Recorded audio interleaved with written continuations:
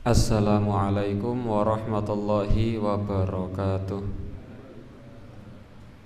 Innal hamdalillah nahmaduhu wa nasta'inuhu wa nastaghfiruh wa na'udzu billahi min syururi anfusina wa min sayyiati a'malina. May yahdihillahu fala mudilla lahu wa may yudlil fala hadiyalah. Asyhadu an la ilaha illallah wahdahu la syarikalah wa asyhadu anna Muhammadan abduhu wa rasuluhu la nabiyya wa la rasula ba'dah. Allahumma salli wa sallim wa barik ala nabiyyina Muhammad wa ala alihi wa ashabihi ajma'in. A'udzu billahi minasyaitonir rajim. Ya ayyuhalladzina amanu taqullaha haqqa tuqatih wa la tamutunna illa wa antum muslimun. Rabbi shrah li sadri wa yassir li amri wahlul 'uqdatam min lisani yafqahu qawli.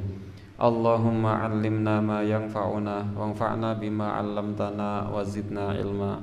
Amma ba'd. Ikhwani fillah rahimani wa rahimakumullah. Bapak Ibu yang semoga senantiasa dirahmati oleh Allah Azza wa Jalla.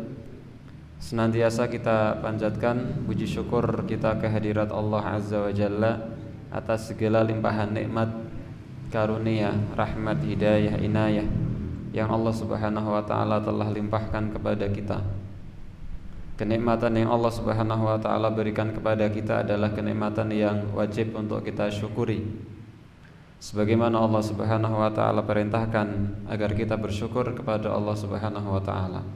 Dan ketika kita bersyukur kepada Allah Subhanahu wa taala, maka Allah Subhanahu wa taala akan menambah kenikmatan tersebut kepada kita semua.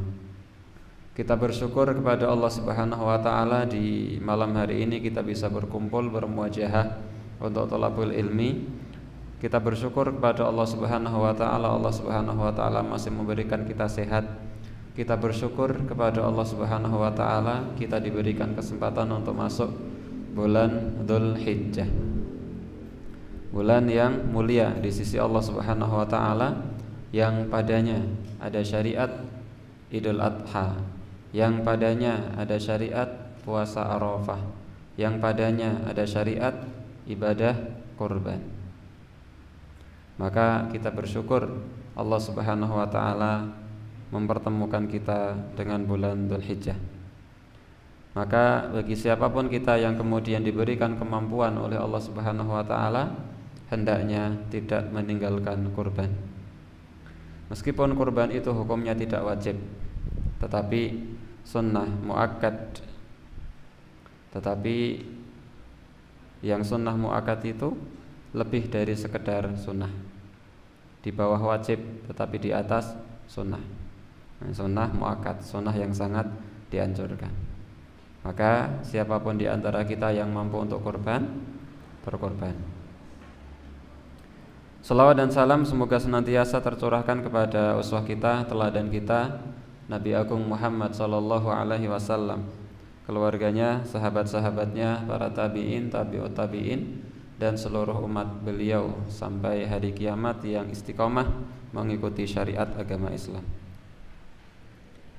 Bapak Ibu yang semoga senantiasa dirahmati oleh Allah, malam Selasa kemarin kita membahas dosa besar yang ditulis oleh Imam Adz-Dzahabi di dalam kitab Al-Kabair sampai pada dosa besar minum khamr. Dosa besar minum khamr.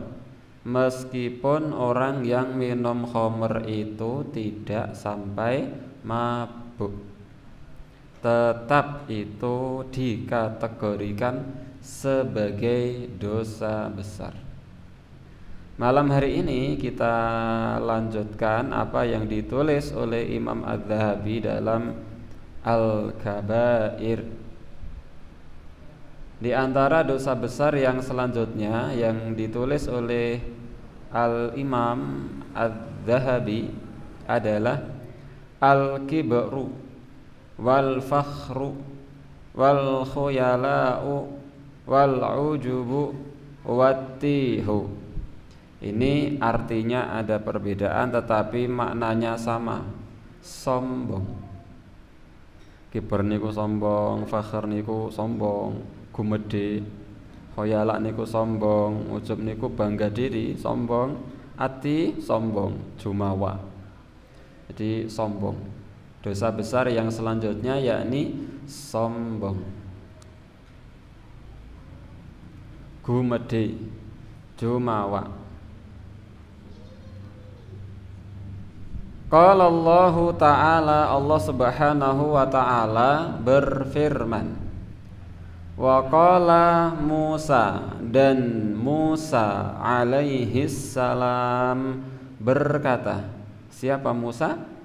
Nabi Allah, Rasul Allah yang mendapat kitab berupa kitab Zabur napa Taurat? Taurat. Nabi Musa mendapatkan gelar yang tidak didapat oleh nabi lain. Gelar Nabi Musa napa namine? Kalimullah atau Kalimur Rahman. Orang yang berbicara langsung dengan Allah. Itu gelar Nabi Musa.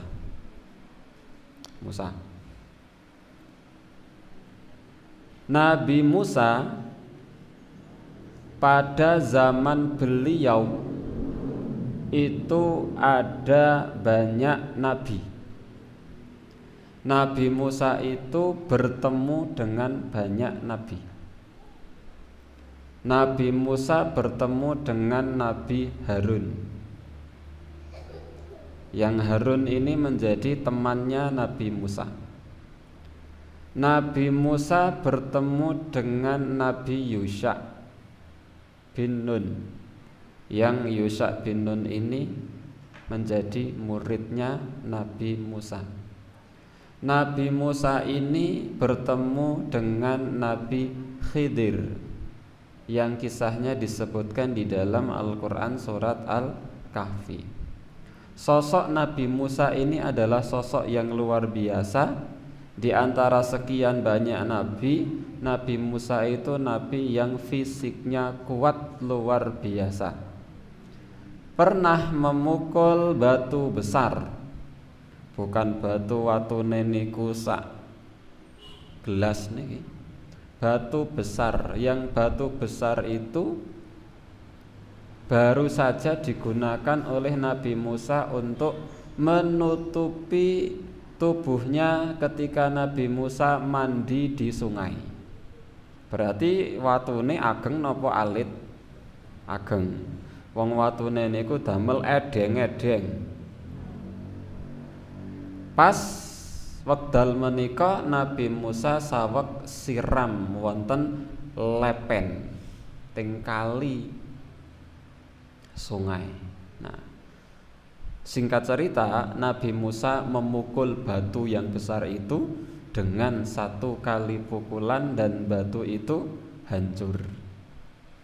Nabi Musa pernah memukul orang Mesir dengan satu kali pukulan. Orang Mesir langsung meninggal dunia.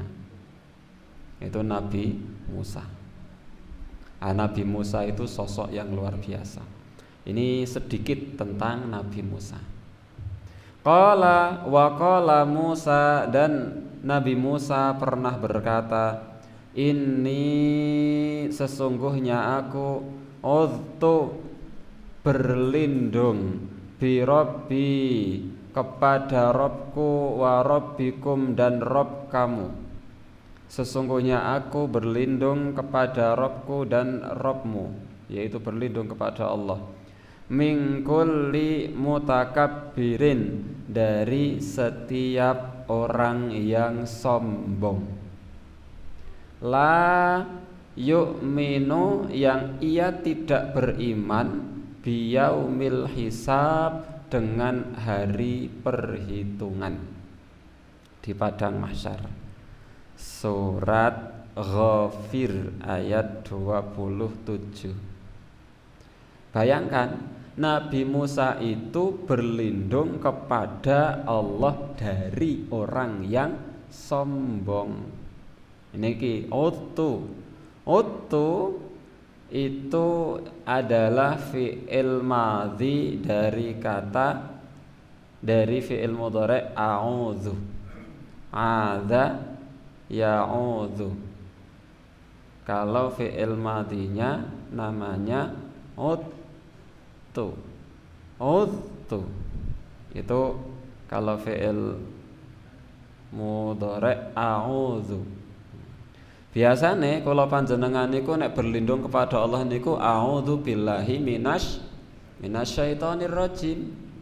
Nabi Musa itu berlindung bukan hanya dari syaitan, tapi berlindung dari orang-orang yang sombong.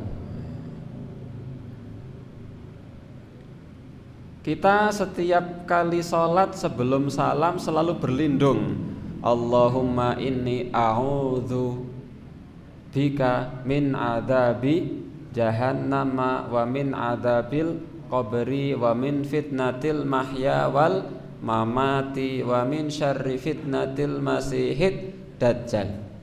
Berlindung kepada Allah dari jahanam, azab kubur, fitnah hidup dan mati, dan fitnah dajjal.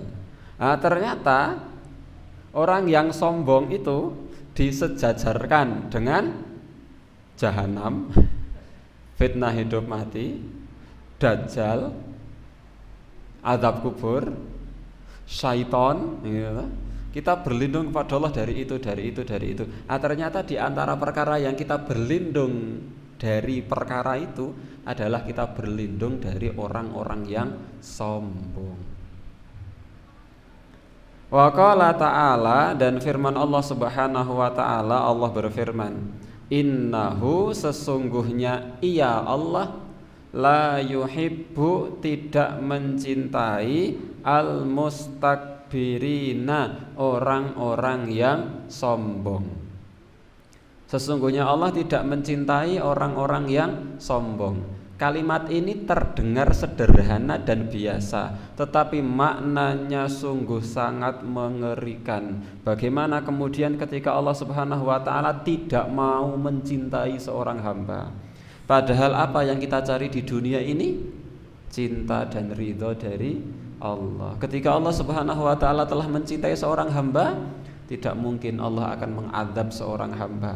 Ketika Allah telah mencintai seorang hamba, pasti hamba itu akan ditolong dan kelak akan dimasukkan ke dalam surga. Bagaimana kemudian seseorang yang tidak mendapatkan cinta dari Allah Subhanahu wa ta'ala?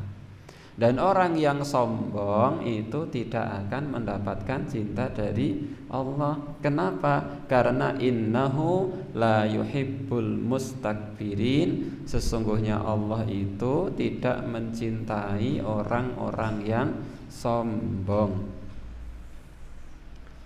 An-Nahl ayat 23. Itu dalil yang kedua yang dibawa oleh Imam Adz-Dzahabi yang menjelaskan bagaimana sombong itu dosa besar, bukan dosa kecil.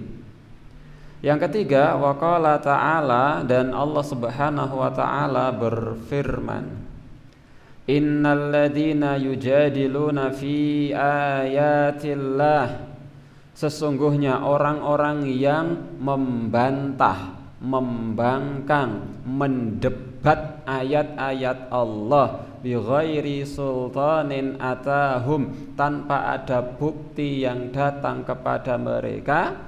Orang-orang yang berani membantah ayat-ayat Allah, sabda-sabda Rasul, orang-orang yang berani mendebat, mengotak-atik ayat-ayat Allah, ditafsirkan dengan tafsiran yang tidak sebenarnya. Kenapa mereka bisa seperti itu? In fi sudurihim, melainkan dalam hati mereka itu karena illa kibrun, melainkan ada kesombongan dalam hati mereka, sehingga mereka menolak ayat-ayat Allah, sehingga mereka menolak sabda-sabda Nabi Muhammad sallallahu alaihi wasallam. Mahum bibalighi, yang mereka tidak akan mampu mendapati, mencapai kesombongan itu, kebesaran itu. Fasta'idz billah, maka mohonlah ampun, mohonlah perlindungan, fasta'id billah, maka mohonlah perlindungan kepada Allah Subhanahu wa ta'ala dari kesombongan dan dari orang-orang yang sombong.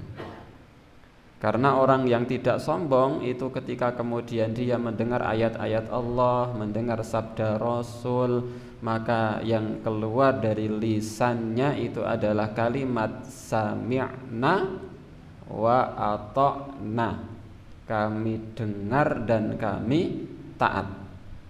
Tetapi ketika ada kesombongan dalam hatinya, dalam dirinya, ia mendengar ayat-ayat Allah, ia mendengar sabda Nabi, maka ia sami'na, wah kami pikir-pikir dulu, kami analogikan dulu, kami timbang-timbang dulu, kami macam-macam, baru nanti wa ata'na. Nah, atau bahkan sampai pada wa'asoina.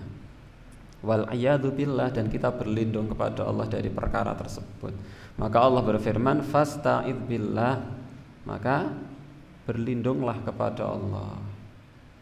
Surat Ghafir ayat 5-6. 4. Wa qala an-nabiyyu sallallahu alaihi wasallam, dan Nabi Muhammad sallallahu alaihi wasallam bersabda, la yadkhulul jannata, tidak akan masuk surga siapa ahadun, salah seorang, tidak akan masuk surga. Ancaman tidak akan masuk surga itu lebih ngeri daripada ancaman masuk neraka. Ancaman masuk neraka dengan ancaman tidak masuk surga, ngeri pundi? Tidak masuk surga. Nek tidak masuk surga berarti nggih tempatnya di neraka, ampun ndak masuk surga. Tapi kalau masuk neraka, tapi masih mungkin masuk ke dalam surga. Maka ancaman masuk neraka dengan ancaman tidak masuk surga lebih ngeri tidak masuk surga. La yadkhulul jannata ahadun, salah seseorang tidak akan masuk surga. Fi qalbihi, yang dalam hatinya, mithqalu dzarratin, ada seberat dzarrah, min kibrin, dari kesombongan. Dzarrah itu apa? Yang pertama, dzarrah itu dimaknai oleh para ulama seperti semut hitam kecil yang tidak ada beratnya sama sekali ketika ditimbang. Pakai timbangan digital secanggih apapun, kalau ada semut itu diletakkan di atasnya mboten metu angkoni.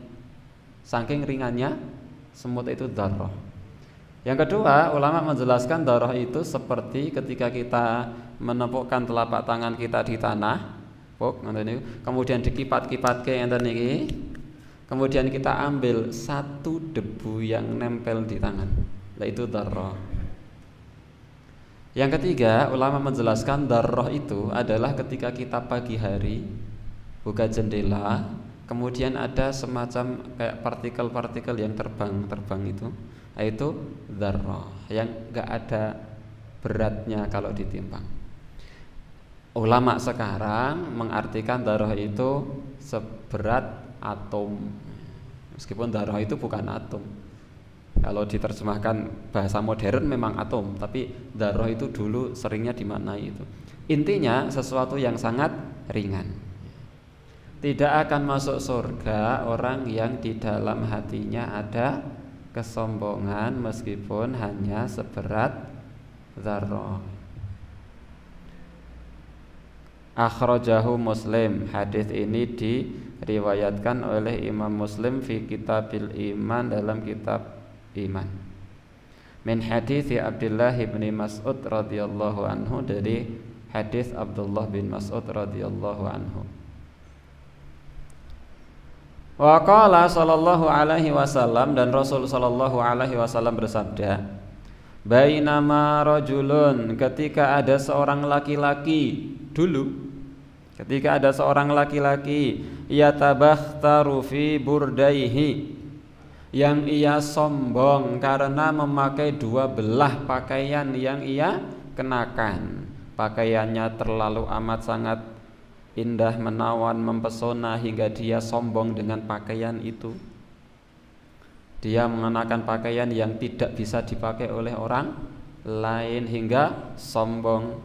Idz khasafallahu bihil arda, ketika tiba-tiba Allah Subhanahu wa taala membenamkan ia ke dalam bumi, ada gempa, terbenam ia dalam bumi, fahuwa yatajaljalu fiha, maka Allah menghukum orang ini dengan cara apa? Digoyangkan ia dalam perut bumi ila yaumil qiyamah, hingga datangnya hari kiamat. Dulu ada orang yang memakai dua helai pakaian, yang pakaian itu tidak bisa dipakai oleh orang lain, dan dia merasa amat sangat sombong dengan pakaian itu. Kemudian dia dibenamkan oleh Allah Subhanahu wa taala ke dalam bumi, dan ia digoncangkan di bumi sampai datangnya hari kiamat sebagai adab bagi orang tersebut. Pramila ampun ngagem agem-ageman ingkang sughroh. Apa itu? Yang amat terlalu mewah.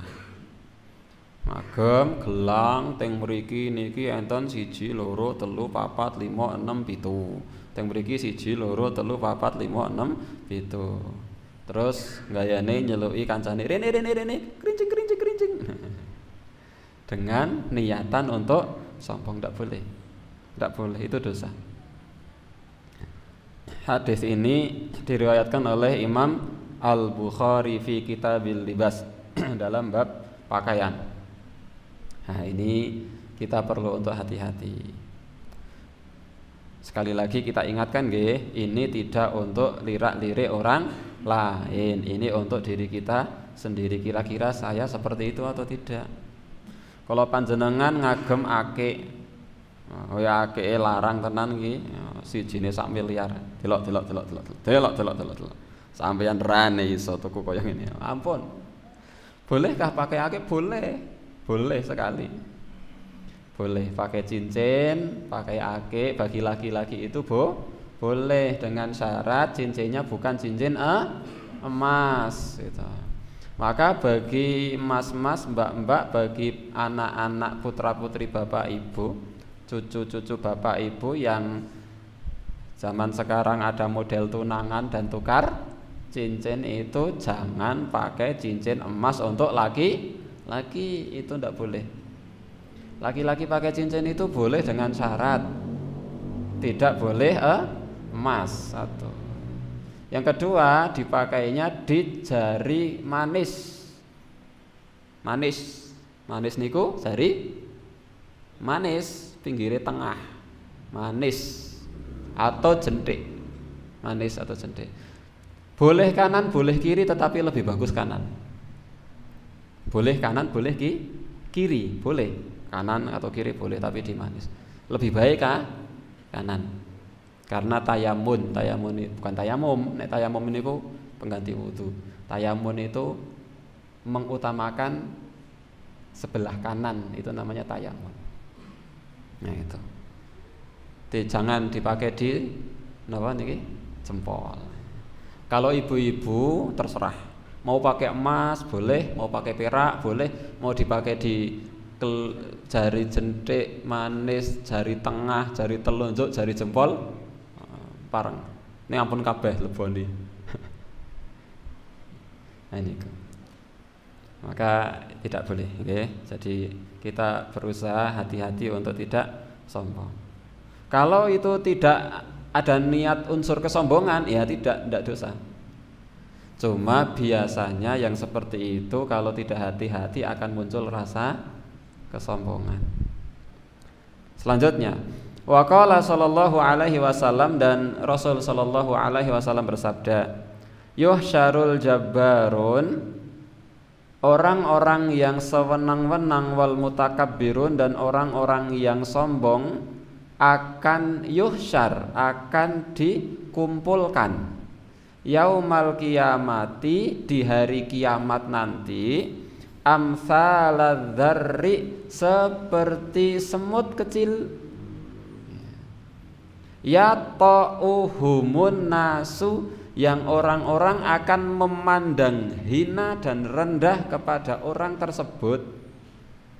Sebagaimana pernah kita sampaikan, orang yang kemudian dibangkitkan di padang mahsyar itu akan sesuai dengan amal perbuatannya. Orang yang baik diantaranya orang yang adzan adalah orang yang panjang lehernya.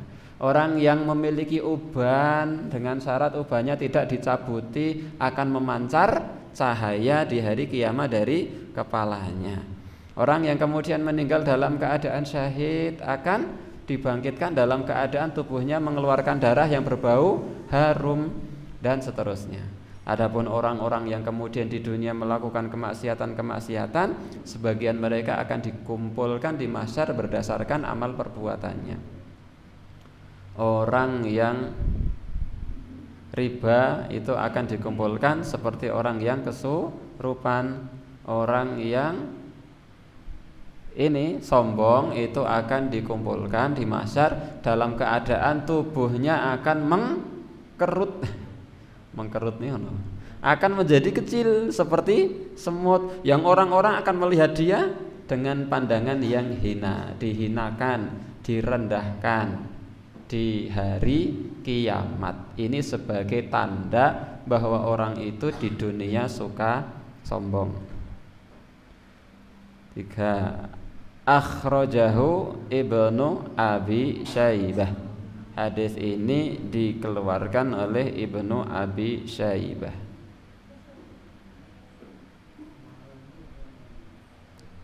Selanjutnya yang ditulis oleh Al-Imam Adz-Dzahabi, wa qala ba'dus salaf, sebagian salaf. Salaf niku napa salaf? Orang zaman dulu. Nek orang zaman sekarang khalaf. Salaf itu orang zaman dulu. Orang zaman sekarang tapi sudah lama itu namanya khalaf. Tapi orang zaman sekarang yang masih baru-baru sekarang itu namanya mutaakhirin. Salaf itu para sahabat, para tabi'in, tabi'ut tabi'in, itu salaf. Terus ada orang yang akhir-akhir namanya khalaf. Yang lebih akhir lagi, yang dekat dengan zaman kita namanya mutaakhirin, orang-orang akhir. Wa qala ba'dus salaf, sebagian ulama salaf berkata, awwalu dzanbin usiyallah, awwalu dzanbin, dosa pertama, usiyallahu bihi, yang Allah dimaksiati dengan dosa itu. Apa dosa apa? Al-kibru, yaitu dosa sombong. Allah itu dulu belum pernah dimaksiati oleh makhluk manapun. Kemaksiatan yang pertama kali Allah dimaksiati dengan kemaksiatan itu, atau dosa yang pertama kali dilakukan oleh makhluk yang Allah dimaksiati dengan dosa itu adalah dosa sombong. Bukan dosa zina, bukan dosa membunuh, bukan dosa berjudi, bukan dosa minum khamr, bukan dosa tidak sholat, bukan dosa syirik, bahkan bukan dosa syirik. Tapi dosa pertama kali yang Allah dimaksiati dengan dosa itu, dosanya adalah dosa sombong. Qala Allah Ta'ala, Allah Subhanahu wa Ta'ala berfirman, wa idh qulna lil malaikati isjudu li Adam. Dan ingatlah tatkala kami berkata kepada para malaikat, sujudlah kalian semua kepada Adam. Fasajadu, mereka semuanya sujud, illa iblisa, kecuali iblis. Aba, iblis membangkang, wastakbara, dan sombong. Wa kana minal kafirin, dan iblis itu merupakan bagian dari makhluk-makhluk yang kafir. Jadi iblis itu tidak menyekutukan Allah. Iblis itu tidak melakukan kesyirikan ketika itu. Dan ketika itu Allah belum pernah dimaksiati oleh makhluk manapun. Malaikat nggak ada yang maksiat sama Allah. Bahkan iblis itu sebelumnya senantiasa taat dan tunduk kepada Allah Subhanahu wa taala. Belum pernah sekalipun iblis maksiat kepada Allah. Belum pernah. Iblis itu taat setaat-taatnya kepada Allah Subhanahu wa taala. Saking taatnya iblis, padahal iblis itu kan jin kan? Iblis itu bagian dari jin. Sebagaimana Allah Subhanahu wa taala berfirman, "Aba wastakbara wa kana minal jin." Iblis itu membangkang, sombong dan dia adalah bagian dari jin. Itu kata Allah Subhanahu wa taala. Tetapi meskipun iblis itu bagian daripada jin, saking taatnya iblis kepada Allah Subhanahu wa taala sampai bergaulnya iblis itu dengan barisan para malaikat. Dengan barisan para malaikat, saking taat sekalinya iblis ketika itu. Sampai-sampai ini Bapak Ibu rahimani wa rahimakumullah, kita perhatikan ayat ini. Ketika Allah Subhanahu wa taala memerintahkan malaikat dan iblis untuk sujud kepada Adam, Allah tidak perlu menyebut wa idz qulna lil malaikati walil iblis, ndak. Wa idz qulna lil malaikati wa iblis, ndak. Ingatlah ketika kami berkata kepada malaikat dan iblis. Tidak. Allah cukup berfirman, dan ingatlah ketika kami berkata kepada para malaikat. Termasuk di situ ada iblis, karena iblis sudah sering bergaul dengan para malaikat saking taatnya iblis ketika itu.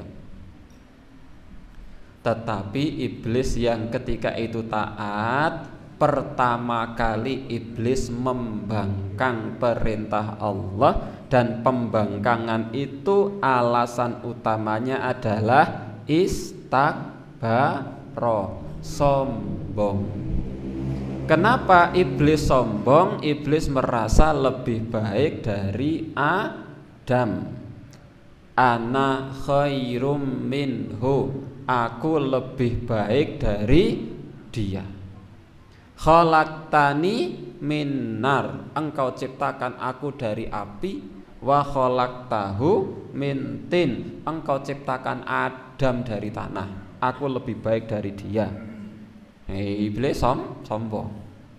Itu dosa pertama yang dilakukan oleh makhluk kepada Allah, itu sombong. Sebelumnya tidak ada yang berani maksiat sama Allah, tidak ada. Baru pertama kali iblis itu bermaksiat kepada Allah Subhanahu wa taala, hingga akhirnya kemudian diikuti oleh bala tentaranya iblis. Makanya ketika iblis laknatullah alaihi meminta agar umurnya dipanjangkan sampai hari kiamat, fa'angdzirni ila yaumi yub'atsun, maka Allah mengabulkan.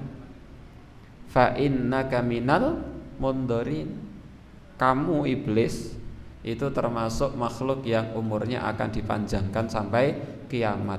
Sebagian ulama menjelaskan kenapa umurnya dipanjangkan, sebagai balasan atas taatnya iblis dulu. Karena iblis pernah taat, maka sebagai ganjarannya umurnya dipanjangkan sampai hari kiamat, dan nanti tidak akan bisa masuk ke dalam surga. Nah, itulah yang kemudian disebutkan oleh sebagian salaf, bahwa dosa pertama yang Allah dimaksiati dengan sebuah dosa itu adalah dosa sombong. Makanya Imam Adz-Dzahabi membawakan riwayat-riwayat ini untuk menjelaskan bagaimana kemudian besarnya dosa sombong. Faman istakbaro alal haqqi, maka siapapun orangnya yang menyombongkan diri dari kebenaran, sombong atas kebenaran, kama fa'ala iblisu, sebagaimana yang dilakukan oleh iblis, lam yanfa'hu imanuhu, maka imannya tidak akan bermanfaat untuk dirinya. Wa anin Nabi sallallahu alaihi wasallam, dan dari Nabi Muhammad sallallahu alaihi wasallam, al-kibru, yang dimaksud dengan sombong, safahul haqqi wa ghamsun nas. Dalam riwayat yang lain, batarul haqqi wa ghamtun nas. Sombong itu yang pertama adalah menolak kebenaran. Sombong itu adalah menolak kebenaran. Yang kedua, sombong itu adalah wa ghamtun nas, dan meremehkan manusia. Adzan rumiyin monggo. Sombong itu kata Nabi Muhammad sallallahu alaihi wasallam batarul haqi, menolak kebenaran. Contoh, sampeyan terus panen yo wis mencapai nisab zakat, bel gedes zakat barang man ya. Nah, niku namanya sombong, menolak kebenaran. Salat kowe wajib, puasa kowe wajib, Allah ora wajib-wajiban saka endi. Nah niku namanya menolak kebenaran. Nah itu sombong. Kebenaran yang datang dari Allah, kebenaran yang datang dari Rasul ditolak, itu sombong. Wa ghamtun nas, dan meremehkan manusia, itu juga kesombongan. Meremehkan manusia. Alah sampeyan ke cah wingi sore ngerti apa? Itu mboten pareng. Monggo Pak, monggo kula aturi enggal-enggal tindak wonten masjid, cah cilik ramak ngandan-ngandani. Aku ke wis gedhe, luwih ngerti saka sampeyan isih SD. Ya niku namine meremehkan manusia, ndak boleh. Nah, itu termasuk bentuk dari kesombongan. Menolak kebenaran dan meremehkan manusia, ndak boleh. Bisa jadi orang yang kita remehkan itu ternyata masuk surganya lebih dulu. Bisa jadi kita meremehkan orang yang mohon maaf yang apa nih kok namanya ODGJ misalnya. Jangan. Siapa tahu mereka masuk surga lebih dulu. Mboten kada dosa. Karena sholat tidak wajib, puasa tidak wajib, larangan-larangan tidak terkena kepada orang itu, tidak punya dosa. Bisa jadi masuk surganya lebih dulu, bisa jadi, kita tidak tahu. Oleh karena itu tidak boleh. Wa ghamtun nas, meremehkan manusia, tidak boleh. Wa qala ta'ala, dan Allah subhanahu wa ta'ala berfirman, innallaha, sesungguhnya Allah, la yuhibbu, tidak mencintai, kulla mukhtalin fakhur, setiap orang yang sombong lagi angkuh. Wa qala sallallahu alaihi wasallam, dan Rasul sallallahu alaihi wasallam bersabda, yaqulullah, Allah azza wa jalla berfirman, al-'azamatu izari, keagungan itu adalah pakaianku, wal kibriya'u ridai, dan kesombongan itu adalah selendangku. Faman naza'ani fihima, maka siapapun orangnya yang menarik kedua hal tersebut yang kemudian ia pakai, ia merasa memiliki keagungan, dia sombong, alqaituhu finnar, aku akan lemparkan ia ke dalam neraka. Rawahu Muslim, hadis diriwayatkan oleh Imam Muslim. Wa qala sallallahu alaihi wasallam, Rasul sallallahu alaihi wasallam bersabda, ikhtasamatil jannatu wan naru ila rabbihima, surga dan neraka berbantah-bantahan kepada Rabb mereka, kepada Allah. Jadi surga dan neraka itu akan saling berbicara. Bagaimana caranya? Wallahu alam, kula panjenengan boten ngertos. Tapi di antara perkara yang harus kita imani, sebagaimana disebutkan oleh Rasul sallallahu alaihi wasallam, kelak surga dan neraka itu akan berbantah-bantahan, akan saling berargumen di hadapan Allah Subhanahu wa taala, akan saling berkata di hadapan Allah Subhanahu wa taala. Faqalatil jannatu, surga berkata, ya Rabbi, wahai Rabbku, ma li yadkhuluni du'afa'un nas, wahai Rabbku, yang masuk surga, yang masuk ke dalam diriku ini, yang masuk surga ini, du'afa'un nas, adalah orang-orang yang lemah, wasuqatuhum, dan orang-orang yang dulu sering direndahkan. Aku isinya orang-orang lemah dan orang-orang yang dihinakan. Wa qalatin nar, neraka menjawab, neraka berkata, wahai Allah, utsirtu bil jabbarin wal mutakabbirin, aku diutamakan oleh Allah dengan dimasukkannya orang-orang yang suka sewenang-wenang dan orang-orang yang suka sombong. Jadi neraka, wah nek aku sing ngiseni wong-wong sing sombong. Surga berkata, sing ngiseni aku wong sing lemah, sing dulu di dunia sering dihina. Neraka berkata, utsirtu bil jabbarin wal mutakabbirin, yang mengisi aku itu adalah orang yang sewenang-wenang di dunia dan suka sombong.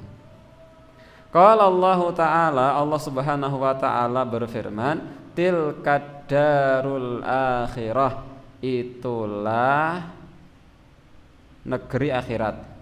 Negeri akhirat itu naj'aluha, kami jadikan, iya, lilladzina, untuk orang-orang yang la yuriduna uluwa, tidak menginginkan ketinggian, tidak sombong, tidak menginginkan keagungan, fil ardi, di bumi, wala fasada, dan ia tidak membuat kerusakan. Wa qala ta'ala, Allah Subhanahu wa Ta'ala berfirman, wala tusair khaddaka linnas, jangan kamu palingkan wajahmu dari manusia karena sombong. Allah, jangan. Wala tamshi fil ardi maroha, jangan kamu berjalan di atas muka bumi dengan angkuh. Innallaha la yuhibbu kulla mukhtalin fakhur, sesungguhnya Allah tidak mencintai setiap orang yang sombong dan angkuh. Wa qala Salamah bin al-Aqwa, Salamah bin al-Aqwa berkata, akala rajulun indan nabiyyi, ada seorang laki-laki di sisi Nabi, ada seorang laki-laki di sisi Nabi makan bisimalihi, dengan tangan kiri. Nabi di sampingnya ada orang makan di samping Nabi, makannya dengan tangan kiri, padahal harusnya makan itu dengan tangan kanan.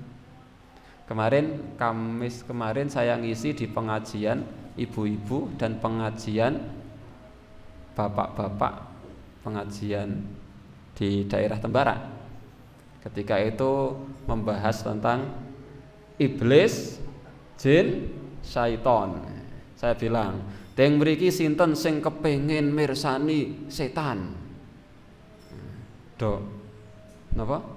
Do mirsani kula sedanten. Sinten sing badhe pengen mirsani setan, enten carane, enten rituale, kula mangke ajari. Ning syaraté jenengan mboten ajrih. Tidak boleh takut. Estu. Pundha gumenika kula sanjang. Caranya silahkan Bapak Ibu ambil cermin, kemudian ambil minum atau ambil makanan dan makan dengan tangan kiri. Niku namine setan. Yang Bapak Ibu lihat itu adalah setan. Karena Rasul sallallahu alaihi wasallam bersabda, idza akala ahadukum falyakul bi yaminih wa idza syariba ahadukum falyashrab bi yaminih, atau kama qol. Apabila kalian makan atau kalian minum, maka makan dan minumlah dengan tangan kanan. Fa inna syaitana yakulu bishimalih wa yashrabu bishimalih, karena syaitan itu pasti makan dan minum dengan tangan kiri. Maka kalau ada orang kok makan minum dengan tangan kiri, niku namine setan. Termasuk Bapak Ibu yang kemudian makan gorengannya tangan kanan, cabenya tangan kiri, ya berarti pas nyepluk cabe dengan tangan kiri niku saweg dados setan. Ngatos-atos. Sekali lagi nginjing, ketika ada gorengan dan cabe, ampun juk, delok-delok setan ora kayak setan ora, ampun. Untuk diri kita sendiri saja. Nah, ini ada seorang laki-laki yang di samping Nabi. Orang laki-laki di samping Nabi ini sedang makan dan makannya dengan tangan kiri. Faqala, maka Nabi bersabda, kul, Makanlah biyaminika dengan tangan kananmu, jangan dengan tangan kiri. Makanlah dengan tangan kanan. Kol, orang laki-laki itu malah mengatakan la astati, aku ora iso. Jadi dia bilang aku ora iso, la astati, saya ndak bisa, itu bukan betul-betul ndak bisa, sombong. Allah ora iso. Mbok yo nggo tangan tengen, walah ora iso. Nah, bahasane napa Temanggung niku ngonten niku nada-nadane, nek nada-nadane mbiyen mboten ngertos nggih. Mbok yo nggo tangan tengen, Allah ra iso, kono dhewe sampeyan. Atau jo salat, Allah wis tahu. Nah, enten sing ngonten niku. Jo salat, Allah wis tahu, ping bola-bali nek wedok salat wis akeh aku timbane sampeyan wis tahu. Ngono dhisik aku arek ora salat niku persis ngoten iki. Makanlah dengan tangan kanan, kata Nabi. Kata orang itu, lah statik, saya tidak bisa. Ma mana'ahu illa kibr, yang menjadikan dia tidak mau untuk makan dengan tangan kanan itu karena dia sombong. Dia tidak mau ditegur sama Nabi. Dia tidak mau makan dengan tangan kanan, wes tangan kiwa wae apa bedane. Kol, Rasul bersabda, kalau Rasul sudah bersabda itu nanti manjur, la istata'ta, kamu tidak akan bisa makan dengan tangan kanan. Fama rafa'aha ila fihi ba'du, maka setelah itu setelah peristiwa itu orang itu tidak pernah bisa lagi mengangkat tangannya ke mulut. Orang itu rawahu Muslim, hadis itu diriwayatkan oleh Imam Muslim. Wani-wani karo Kanjeng Nabi makan dengan tangan kanan, Allah ora iso. Kata Nabi, las tato, kamu ndak akan bisa makan dengan tangan kanan selama-lamanya kamu. Oh, ternyata orang itu setelah itu betul-betul tidak bisa ngangkat tangan kanannya ke mulut sampai selama-lamanya. Nah, itu hukuman bagi orang yang batorul haqi, menolak kebenaran. Wal-iyadu billah, dan kita berlindung kepada Allah dari perkara itu.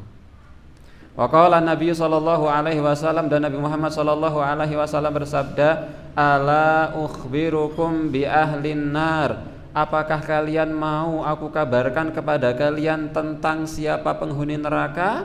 Kullu utullin jawadin mustakbirin, kullu utullin, setiap orang yang suka berkata-kata